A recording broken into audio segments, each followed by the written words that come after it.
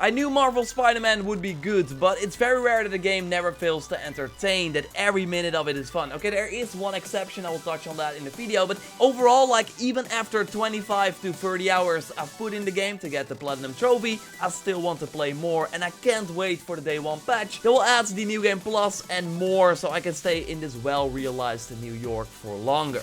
I already put up a video with an in-depth review of all the suits and the suit powers in the game, and I got another video coming later that goes in depth on another awesome system that I really like. In this video though, I want to share some overall spoiler-free thoughts on the game, why I like it so much, while showing you free roam gameplay from after the story, and a few parts from really early on in the game when I talk about the story for a little bit. So let's get into it. If you enjoy that, then a like would be super appreciated, and let's go. I want to start with this. I think this game has one of the best open world activities of any open world game I've ever played. Not only because the activities themselves are super varied, like you got the combat focused ones, like the bases with the waves of enemies and the crimes that happen all the time, but you also got the research stations that test completely different skills from Spider-Man, like swinging and slow motion shooting to repair things, or test your brain by throwing puzzles at you that are surprisingly fun and never feel like a chore, because they are just few and far between, and mixed in with all the other different activities. I can of course not forget one of my favorite activities, the challenges that test your combat and stealth skills in different ways by adding a timer that rewards you for completing them as fast as possible.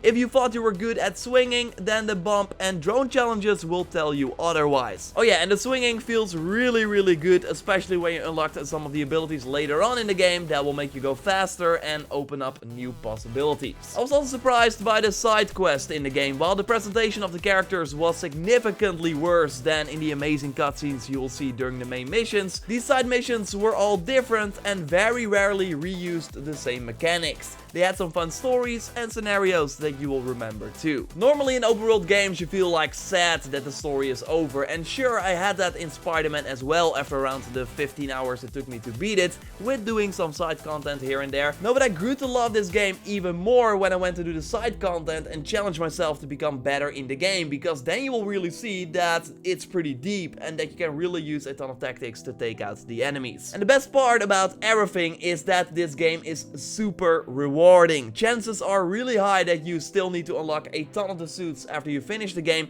and you do that by completing these open world activities. So that means that after you completed a base or got a great score at a challenge, you can unlock a new suit. So then in, let's say, an hour or two that you did these open world activities, you get a ton of different unlocks that changes the way you look and give you access to awesome new suit powers. Again, I got a full rundown of all the suits and suit powers that you can watch by clicking on the screen. It makes every activity count. You easily build towards a new unlock, because there is a lot to collect that always has a value, because these suits are cosmetic, so you can like switch at any time and still have the same power. There's one suit though that you unlock after completing all the districts in the game, and that means that you need to do all the icons in the district.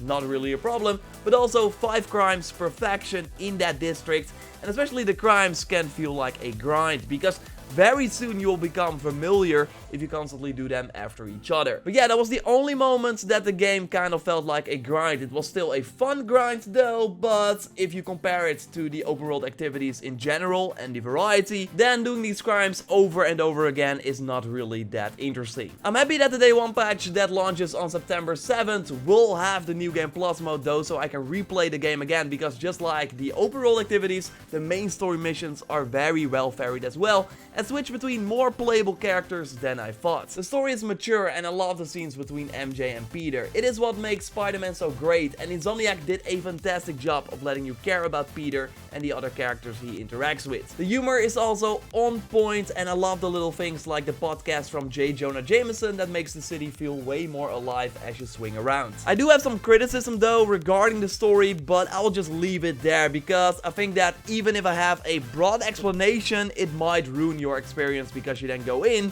expecting that or something. All I will say is that you want to continue playing either way. Like, You want to see what's next. The amazing production value is noticeable in every moment on that journey. It is a blast to experience. So apart from the New Game Plus mode, the Day 1 update also adds the photo mode. We could of course already see in action in the trailer Insomniac released, where they also already teased the New Game Plus mode. As I noted, I could not say that it was the New Game Plus mode because I already knew, but I could of course still point it out. The update also brings some bug fixes and a new difficulty that I'm super excited about, called Ultimate, so that the game will be even harder than the spectacular sort of hard mode that is in the game right now. And that is needed, because if you kinda got the hang of it, it will become pretty easy. Especially against the bosses, I always have this issue with games from Insomniac. The bosses are never really challenging. And I had the same in Spider-Man PS4.